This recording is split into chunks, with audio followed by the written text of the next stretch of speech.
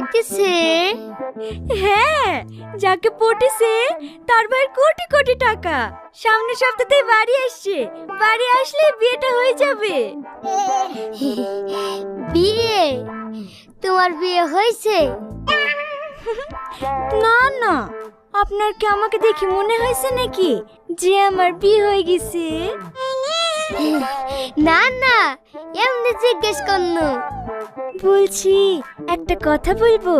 হ্যাঁ হ্যাঁ, একটা কেন 10টা বলো, আমার শুনতে ভালোই লাগছে। ওর ভাই বাড়ি এসে বিয়ে করবে তো 50,000 টাকার দরকার ছিল। বিয়ে হয়ে গেলেই আবার ঘুরে দেবে। আরে না না, ও চিন্তা তোমার করতে হবে না। এখনকার সময় 50,000 বিয়ে ওঠে। এই আজিজ, তোর ভাবিকে 1 লাখ টাকা দে। চামড়ার মুখ তো, তাই সিলেক্ট করে বেরিয়ে গেছে।